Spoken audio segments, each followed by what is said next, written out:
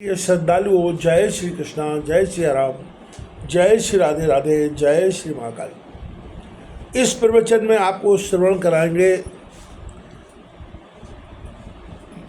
पद्याक्ष राजा की कथा। एक समय पद्याक्ष राजा ने संसार को लक्ष्मी जी की इच्छा में देखकर महातप किया कि मेरे यहाँ लक्ष्मी कन्या रूप से हों। लक्ष्मी ने दर्शन देकर कहा, मैं परतंत्र हूँ, तुम विष्णु भगवान से प्रार्थना करो। राजा ने विष्णु का तप किया।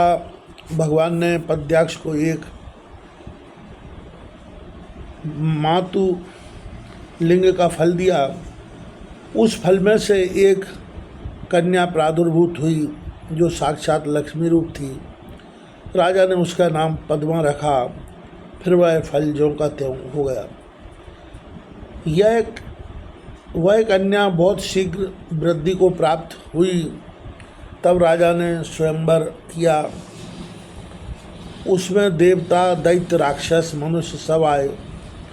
राजा ने कहा, जो नील वर्ण के आकाश को अपनी देह में लपेट लेगा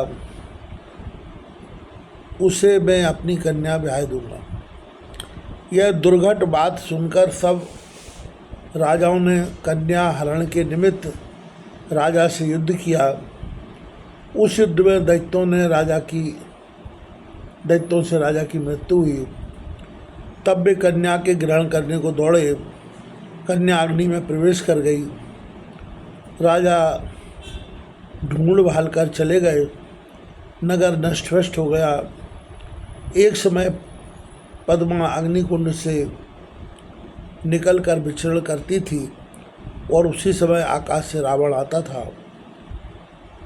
सारन के दिखाने से रावण ने कहा, हे पद्मा, अब तुम्हारा स्थान जाना। यह कह ज्यों ही उसे पकड़ने को हाथ बढ़ाया त्यों ही वह अग्नि में प्रवेश कर गई। तब रावण अग्नि में ढूंढने लगा। उस कुंड में 5 रत्न निकले, जिन्हें ले पिटारी में धर रावण लंका में आया।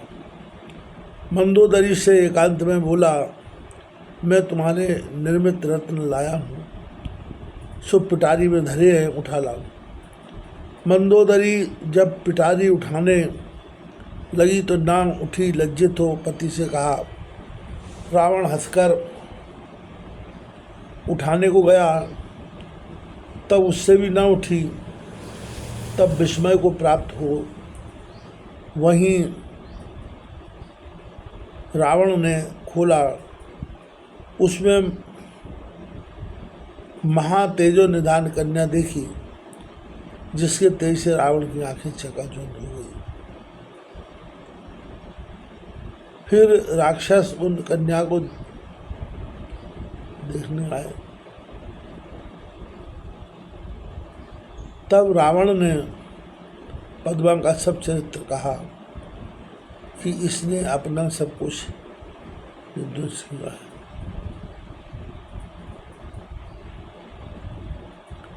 तब मंदोदरी बोली, तो यह ऐसा है जो तुम इसे यहाँ क्यों लाए? इसका शीघ्र ही त्याग करो। मैं जानती हूँ इसके कारण तुम्हारा वध होगा। दूतों को बुलाकर मंदोदरी बोली, इसे बंद कर आकाश मार्ग से पुष्पक में बैठा कर ले जाओ। बाहर मत डालना, किंतु पृथ्वी में गाड़ देना। जो ग्रस्त जितेंद्रिय चराचर में आत्मा का देखने वाला होगा उसके यहाँ यह रह सकती है।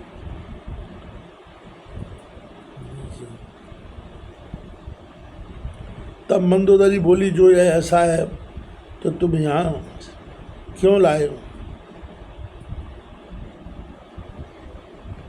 इसे बंद कर आकाश मार्ग से पुष्पक में बैठा कर ले जाओ। बाहर मत डालना, किंतु पृथ्वी में गाड़ देना। जो गृहस्थ जितेंद्रिय चराचर में आत्मा का देखने वाला होगा उसके यहाँ यह रह सकती है और वृद्धि को प्राप्त हो सकती है। यह सुनकर दूत चले गए। राज्य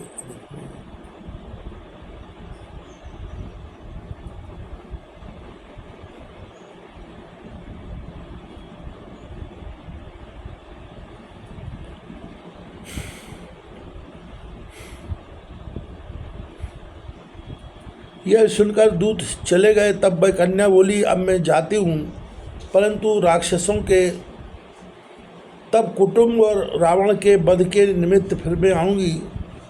तीसरी बार सत सिर के रावण को मारूंगी, चौथी बार मूलकासुर को मारूंगी। यह वचन सुन खलग ले रावण दौड़ा। तब मंदोदरी ने निवारण किया, हे रावण, अभी क्यों चिंता, अभी क्यों बिना काल मृत्यु के मुख में पतित होता है, होनार नहीं मिटता। यह सुन रावण मौन हुआ। दूतों ने आकर उसे जनकपुर में गाड़ी, जिससे जानकी हुई।